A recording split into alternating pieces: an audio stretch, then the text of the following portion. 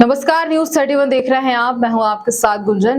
रामेश्वर शर्मा के बयान पर कांग्रेस का पलटवार। कांग्रेस की राष्ट्रीय प्रवक्ता रागिनी नायक का बयान, बीजेपी के लोग जाएंगे लेकिन वो मंत्री होंगे। न उनके पास कोई पद होगा, न वह इतने तामझाम के साथ जा पाएंगे। वह व्यक्तिगत रूप से जाएंगे। कमलनाथ जी के नेतृत्व में तमाम मंत्री जाएंगे। कांग्रेस के नेता सनातनी हिंदू जाएंगे। श्री राम जी के चरणों में जाकर शीश नवाएंगे। कांग्रेस राम जी को राजनीति का हिस्सा नहीं बनाएगी। राम मंदिर का उद्घाटन होना है 22 जनवरी को, लेकिन आज भोपाल में जगह जगह होर्डिंग लगे जिसमें राम मंदिर की तस्वीर के साथ पीएम मोदी की तस्वीर लगी है। बीजेपी के लिए कि फिर से बीजेपी सरकार। सिया राम में सब जग जानी, करहु प्रणाम जोर जुल पानी। राम तो कण कण में बसे। राम मंदिर बन रहा है, आस्था का विषय है। मुझे लगता है हर सनातनी हिंदू बहुत खुश है इस बात पर। लेकिन मैं ये भी याद दिलाना चाहती हूँ कि मोदी सरकार के अध्यादेश के राम मंदिर नहीं बन रहा है। सुप्रीम कोर्ट के फैसले के बाद राम मंदिर बन रहा है, और सुप्रीम कोर्ट का ये फैसला किसी भी सरकार के कार्यकाल के दौरान आता तो उच्चतम न्यायालय के फैसले का मान रखते हुए राम मंदिर बनवाना ही पड़ता। लेकिन ये राम मंदिर को चुनाव में क्यों ले आते हैं? क्या भगवान राम चुनावी रणनीति का विषय है? क्या हिंदुओं की आस्था चुनावी हथियार है? क्या धर्म को, संवेदना को, आस्था को अपनी असफलताओं की ढाल बनाना ठीक है?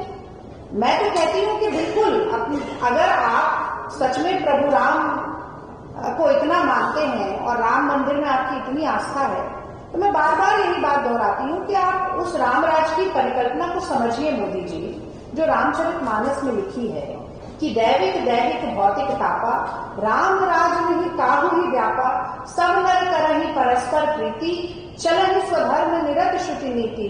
तो राम राज नहीं काहू ही व्यापा, और ग्लोबल हंगर इंडेक्स में 125 देशों में 111वें नंबर पर पहुंच जाते हैं, यानी भूखमरी में विश्व गुरु बन रहे।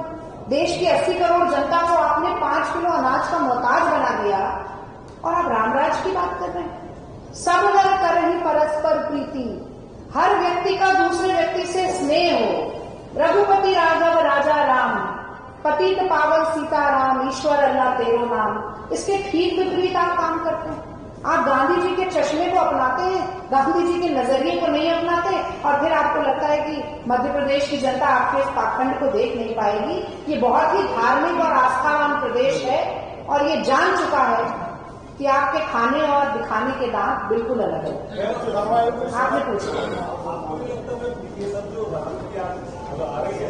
वोट पोलराइजेशन के लिए हो रहे, क्योंकि सब्सिडी की बात बीजेपी कर चुकी है, तमाम सारी घोषणाएं बीजेपी कर चुकी है, लेकिन अब राम की याद आ रही है।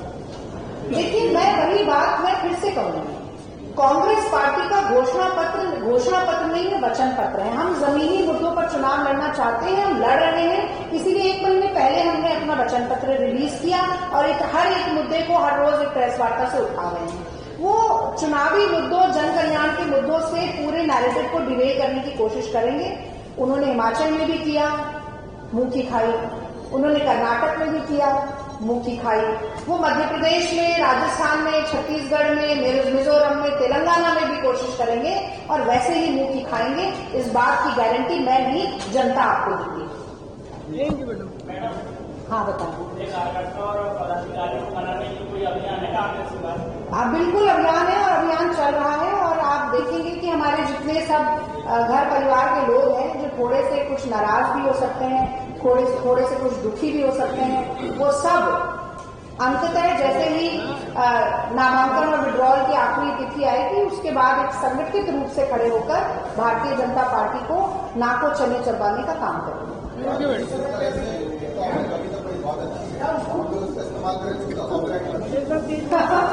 जी जरूर।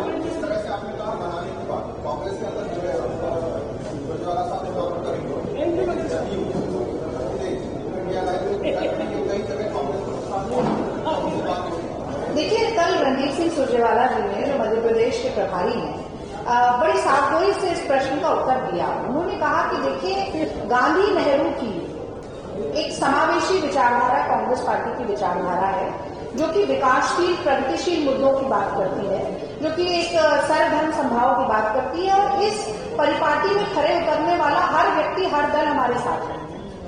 2014 2024 के मद्देनजर जो गठबंधन बना है इंडिया, हम कोशिश कर रहे हैं पूरी कि वो प्रदेश के स्तर पर भी एक गठबंधन के रूप में काम करे। कई बार समीकरण प्रदेश में होते हैं ऐसे, कई बार नहीं होते हैं, तो मुझे नहीं लगता कि कोई बहुत ज्यादा चिंता का विषय है। यहाँ पर लड़ाई कांग्रेस और भाजपा की है मध्य प्रदेश में, और भाजपा बहुत पीछे छूटती जा रही है।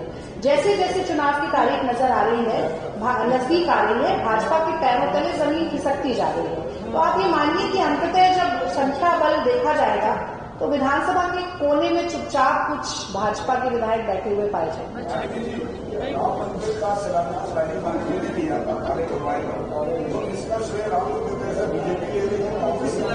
क्योंकि हमारे लिए देखिए, कांग्रेस पार्टी के लिए धर्म, नफे, नुकसान और श्रेय का मामला मसला नहीं है। हमें किसी भी धार्मिक पूजा का, किसी भी धार्मिक व्याख्यान का, किसी भी धार्मिक काम का श्रेय हमें नहीं चाहिए।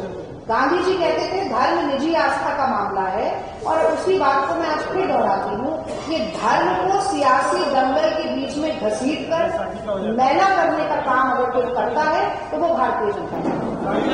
अभी सवाल पूछा था सपा और बसपा को लेकर, मैं इसके विपरीत दिशा में सवाल पूछता हूँ आपसे। सपा और बसपा की जो टिकटें अभी ओपन हुई है, वो कहीं ना कहीं कांग्रेस को फायदा नहीं पहुंचा रही। इसी में प्लस है, मिर्ची बाबा का नाम बुधनी से चलता सपा। देखिए, अभी ये तो बड़ी अजीब सी बात है, चित भी मेरी पट भी मेरी। सपा और जदयू का गठबंधन नहीं हुआ तो आपको नुकसान होगा। अब सपा और गठबंधन का सपा और जदयू का गठबंधन नहीं हुआ तो भाजपा को नुकसान होगा। तो पहले आप तय कर लीजिए किसको नुकसान होगा, किसको फायदा होगा, क्योंकि वो पत्रकारों का विशेषाधिकार है, लेकिन जो जनता का विशेषाधिकार है वो तय कर चुकी है कि कांग्रेस के पंजे वाले निशान वाला बटन हमें दबाना है। बहुत बहुत इसी तरह की तमाम अपडेट्स के लिए बने रहिए न्यूज़ 31 पर। नमस्कार।